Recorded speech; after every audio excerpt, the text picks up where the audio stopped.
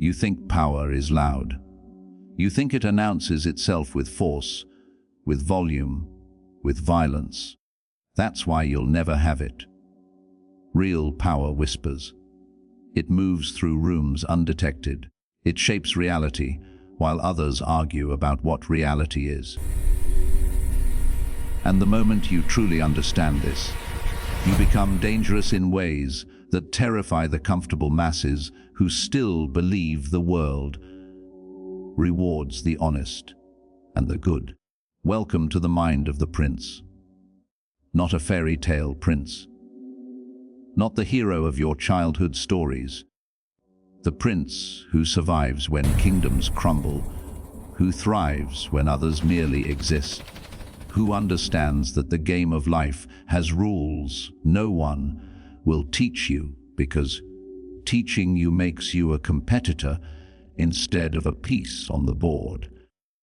You're about to learn what 5 centuries of polite society has tried to bury, what your teachers never mentioned, what your parents hoped you'd never discover.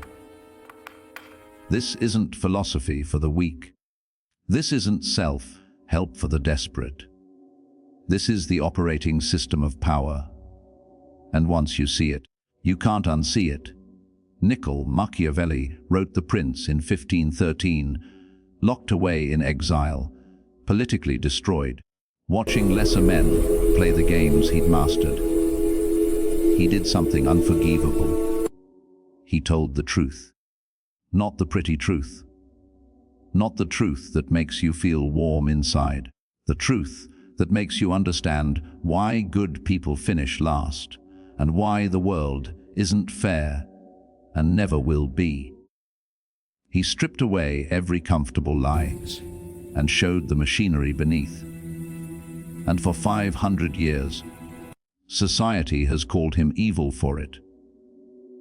They'll call you evil too when you start winning. Here's what Machiavelli understood that you don't. Morality is a luxury of the powerful. The weak preach virtue because they have nothing else. They can't compete on the field of reality, so they change the rules. They make the game about who can signal the most goodness, the most compassion, the most selflessness. And while they're busy performing their virtue, the prince is quietly accumulating leverage. You see, the Machiavellian doesn't reject morality. That would be crude. That would be obvious. The Machiavellian understands that morality is a tool, powerful when wielded, fatal when blindly followed. The appearance of virtue matters infinitely more than virtue itself. People don't reward what you are. They reward what they believe you are. Think about your life right now. How many times have you told the truth when a lie would have served you better? How many times have you kept your word when breaking it would have cost you nothing? How many times have you played fair in games where no one else was following the rules? You call this integrity. Machiavelli would call it self-sabotage. The prince knows that trust is currency, but like all currency, it's only valuable when you're willing to spend it. You've been hoarding trust like a miser hoards gold, never spending it, never leveraging it, and wondering why you're still poor in influence and power. The Machiavellian spends trust strategically, breaking promises only when the return justifies the cost, maintaining reputation while maximizing advantage. But here's where it gets darker, where the uncomfortable truth starts to burn. The Machiavellian prince doesn't just understand power, he understands fear, not his own fear, yours. Machiavelli wrote that it's better to be feared than loved if you cannot be both. But you've misunderstood this for centuries. You think it means be cruel. You think it means be a tyrant. No, It means understand that human beings are fundamentally motivated by loss aversion. They will work harder to avoid pain than to gain pleasure. They will sacrifice more to prevent disaster than to achieve success.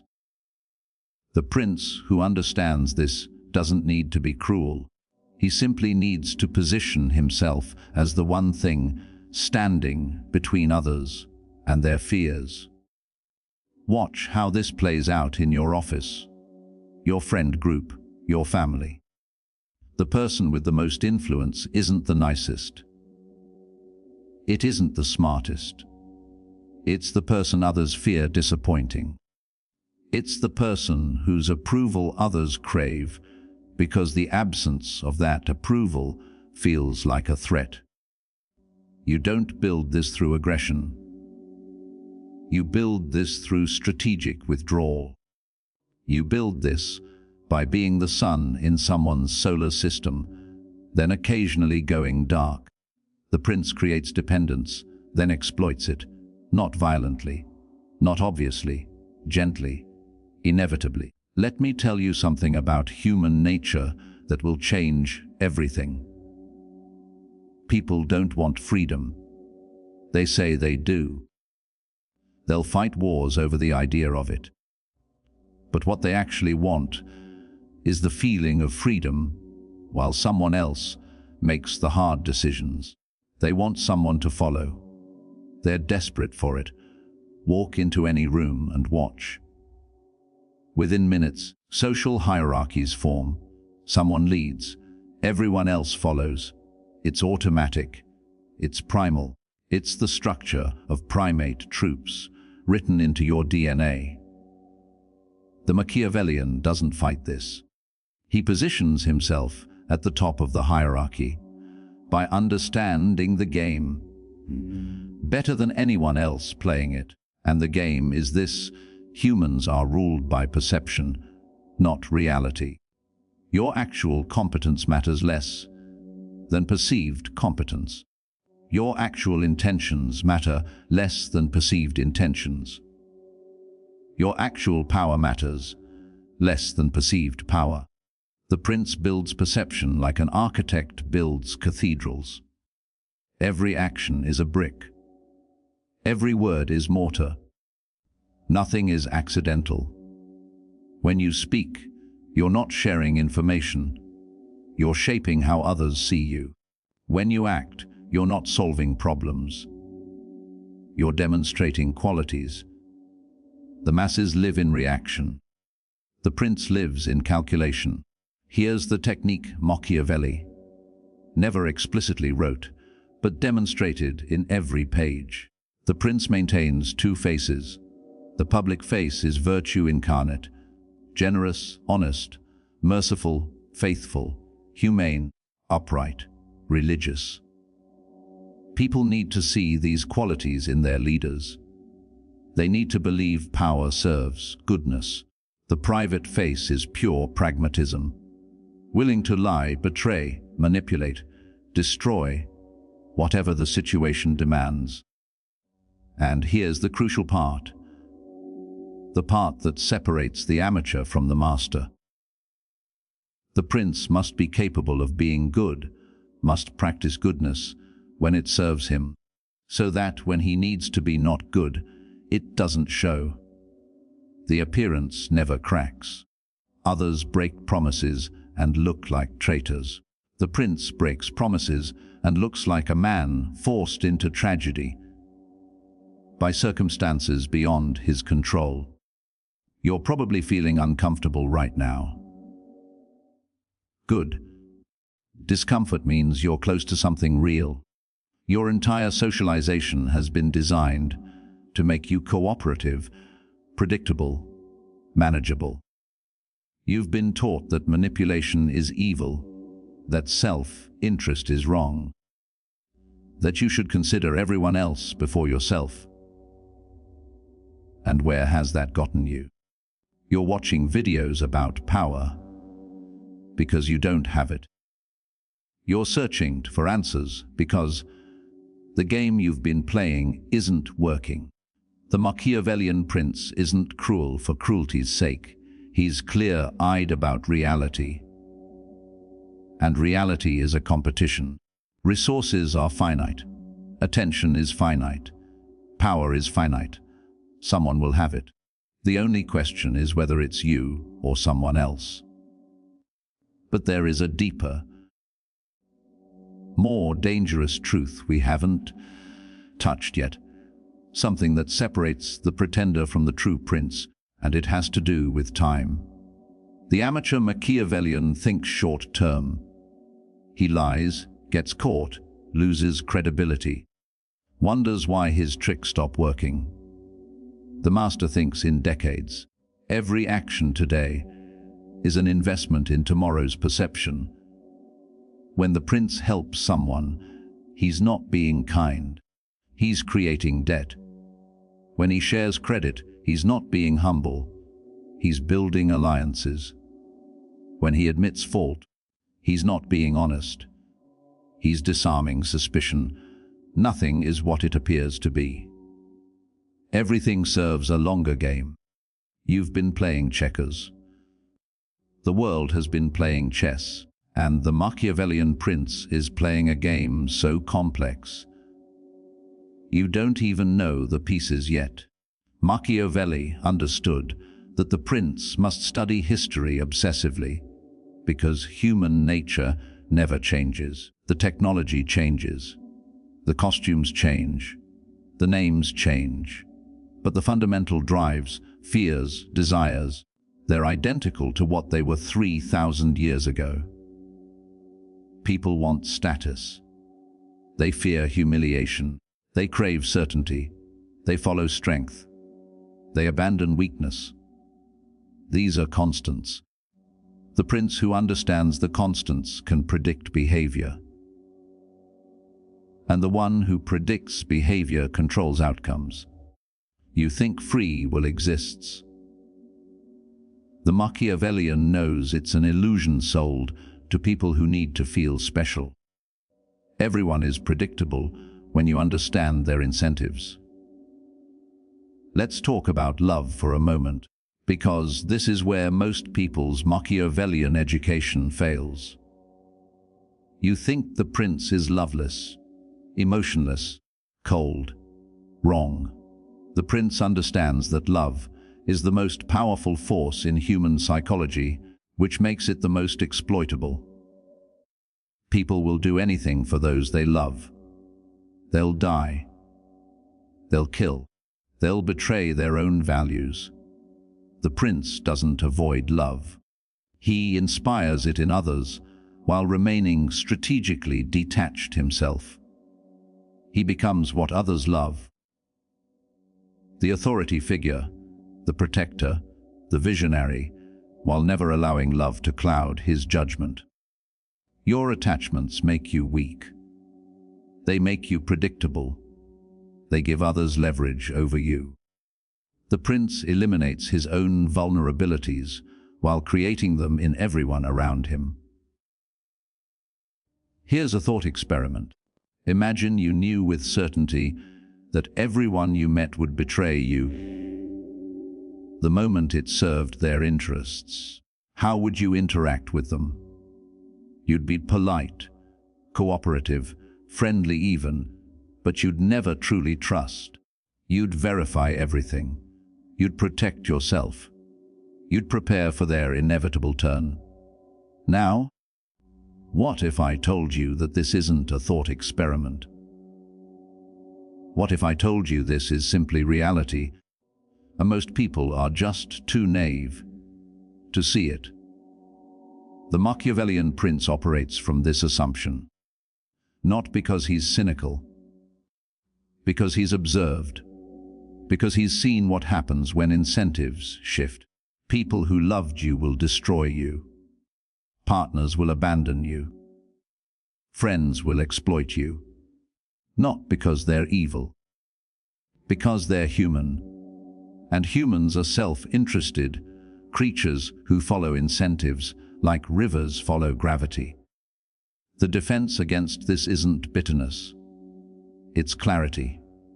The prince sees people as they are, not as he wishes they were.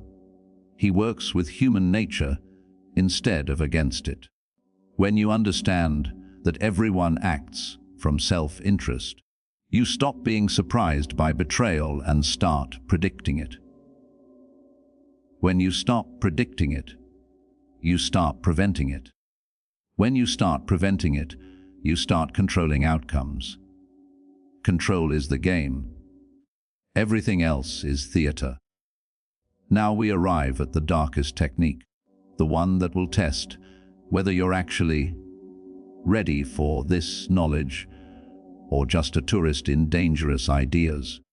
The Machiavellian prince creates the problems he solves.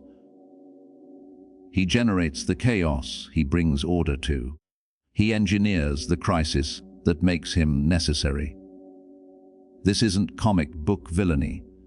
This is how power actually works.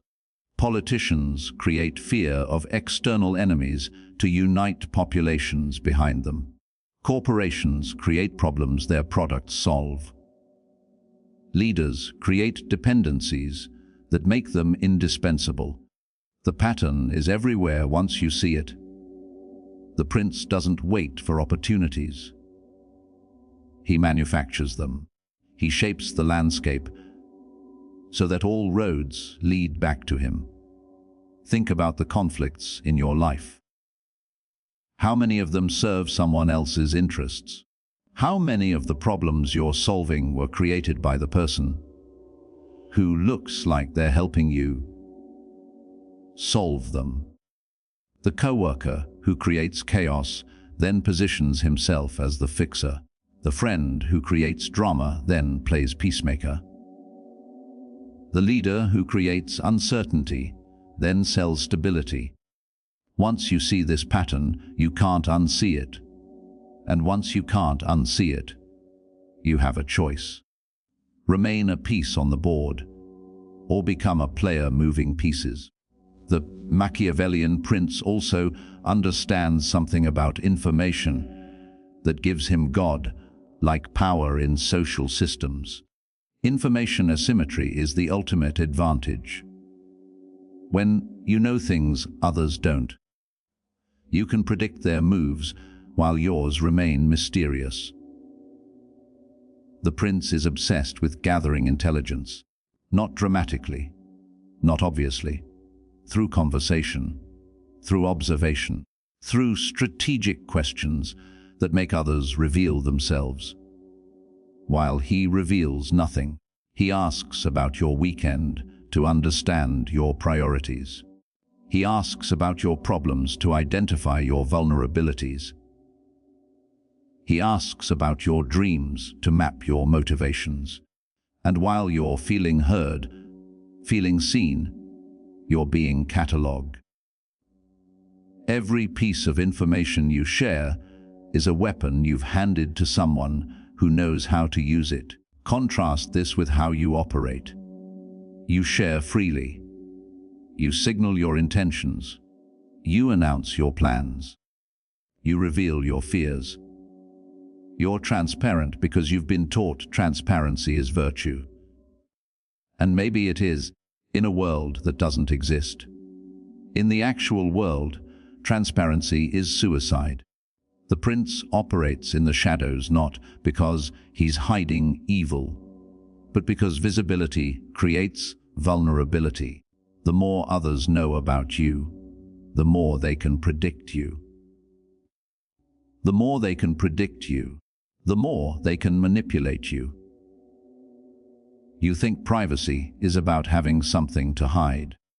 The Machiavellian knows privacy is about maintaining tactical advantage. Let me show you how this plays out in a concrete scenario. Two people want a promotion. Person A works hard, demonstrates competence, waits to be noticed. Person B works hard, demonstrates competence, then strategically ensures the decision maker attributes recent successes to their efforts, while quietly associating failures with others. Person B also identifies what the decision maker values, professional reputation, let's say, and positions themselves as essential to protecting that reputation. Who gets promoted? The better worker. Or the better politician. You know the answer. You've lived it. The Machiavellian prince is person B. Not because he's better at the job. Because he's better at the game around the job. But here's what stops most people from becoming Machiavellian. Guilt. You've been programmed to feel bad about self-interest. You've been taught that winning at someone else's expense is wrong. You've internalized a moral framework designed to make you controllable. And it works. Your guilt is their leverage. Your conscience is their weapon. The prince has examined his conscience and made a deliberate choice. He will operate according to outcomes, not feelings. If an action produces the desired result, it's the correct action. If it produces the wrong result, it's the wrong action. The morality is in the effectiveness, not the intention. This isn't sociopathy. This is clarity. The sociopath lacks empathy. The Machiavellian has empathy and chooses when to apply it. There's a reason Machiavelli wrote that princes should study war above all else. Not because violence is good, because conflict is inevitable. Resources are limited. People compete, and in competition, the one who understands the mechanics of conflict wins. Is just game theory with higher stakes. Every negotiation is war. Every social interaction is war. Every business deal is war. The weapons change, words instead of swords, but the principles remain identical. Know your enemy better than yourself. Control the terrain. Strike when vulnerable. Defend when strong. Create alliances. Break them when necessary. The prince is always at war, even when everyone else thinks there's peace. You're starting to see it now, the world behind the world. The game beneath the game. Every smile is strategy. Every kindness is calculation. Every relationship is leverage. This realization either breaks you or makes you. Most people can't handle it.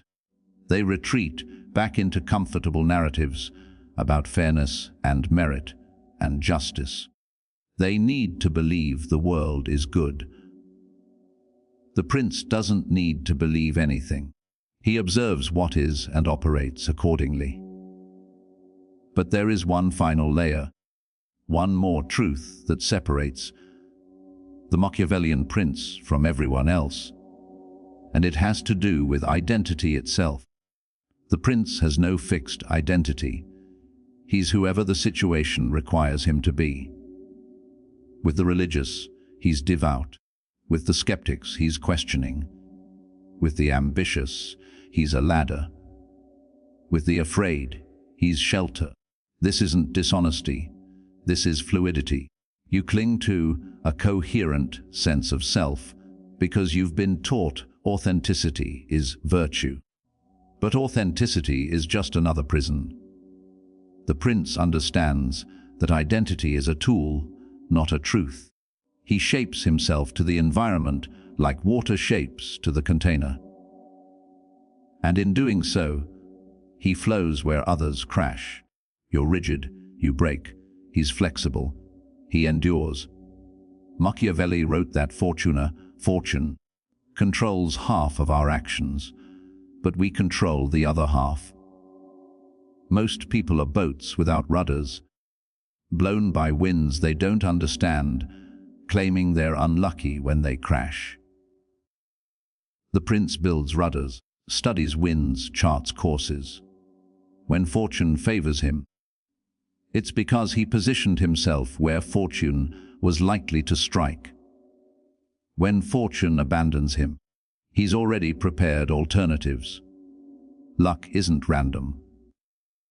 It's the intersection of preparation and opportunity, and the prince prepares for everything. Here's what this looks like practically. The prince always has multiple plans, always has alternative income, always has backup relationships, always has exit strategies. He never depends on one thing, one person, one path. Dependence is weakness. Redundancy is strength. While you're betting everything on one outcome, he's hedged across 10. When your one thing fails, you're destroyed. When his 3 things fail, he has 7 left. This is why the prince survives when others don't. Not because he's better, because he's prepared for being worse. The masses think in binary. Good or bad, right or wrong, success or failure. The prince thinks in probabilities. What's likely? What's possible? What's the downside? What's the upside? How do I maximize expected value? He's not trying to be right. He's trying to win. And winning means surviving long enough to accumulate enough advantages that victory becomes inevitable. This is the war of attrition that masquerades as normal life. You're trying to sprint. He's running a marathon. You'll burn out. He'll endure. And when you burn out, when you fail, when you lose, the prince will be there, not to help you, to absorb whatever resources you leave behind. This sounds cruel. It's just efficient. Nature works this way.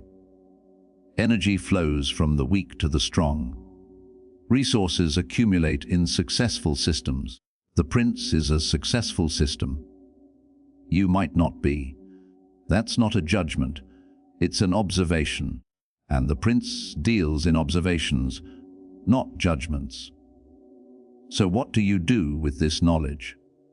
You have 3 choices. First, you reject it. You call it evil, close the video. Go back to believing hard work and good intentions are enough. Most people choose this. They can't handle the dissonance between what they were taught and what is actually true. They'll stay comfortable and powerless. Second, you accept it and become bitter. You see the game, refuse to play. Spend your life resenting those who do. This is worse than ignorance, because you see the truth but lack the courage to act on it. Third, you become the prince. You study power. You practice influence. You experiment with leverage. You make mistakes. Adjust, improve. You become dangerous not through force, but through understanding. This is the rarest choice. This is the choice that changes everything. But understand this. Once you choose the third path, there's no going back. Once you see how easily people are influenced, you can't unsee it. Once you understand how perception shapes reality, you can't unknow it. Once you recognize the patterns of power, you can't ignore them. You'll watch people play status games they don't know they're playing. You'll see leaders use techniques they probably don't even realize they're using. You'll identify manipulation in real time. And you'll have to decide every single day how to use this knowledge, because knowledge of power is itself power, and power always corrupts. Not because power is evil, because power reveals what was always there. The Machiavellian prince isn't created. He's revealed. The capacity for strategic thinking, for emotional detachment, for long-term planning. It's always been in you. Society just buried it under layers of socialization and guilt and moral programming designed to make you cooperative instead of competitive. This video hasn't taught you anything new. It's reminded you of what you already knew, but were afraid to acknowledge. You've always known the nice guy finishes last. You've always known politics matters more than performance. You've always known the game is rigged. You just didn't have the framework to understand why or the techniques to use it to your advantage. Now you do. Now you have the operating system. What you do with it determines whether you were ready for this knowledge or just entertained by the idea of it. Most people will watch this video, feel briefly powerful, then return to their default programming. A few will begin to practice. Fewer still will master it, and those few will recognize each other. Not through signals, through results. The prince doesn't announce himself. He simply wins more than seems reasonable, climbs faster than seems fair, influences more than seems possible. And when others ask how, he smiles and credits luck. Because the final rule of Machiavellianism is this: never reveal you're Machiavellian. The moment they know you're playing the game, they defend against you. Your power exists in the gap between what you know and what they think you know. So close this video, go into the world, watch people with new eyes, see the hierarchies forming, notice who actually has power versus who performs having power. Identify the influencers versus the influenced. Study the patterns. Practice the techniques. Start small. A conversation where you reveal less than usual. A negotiation where you anchor first. A conflict where you frame the narrative. Build the skills. Accumulate the advantages. Play the long game. And in 5 years, 10 years, look back at this moment. This was when you stopped being a piece on the board and became a player moving pieces. The world isn't fair. It never was. It never will be. But it is understandable. And what can be understood can be navigated. And what can be navigated can be controlled. You think power is loud. You think it announces itself with force, with volume, with violence. That's why you'll never have it, unless you finally understand that real power whispers,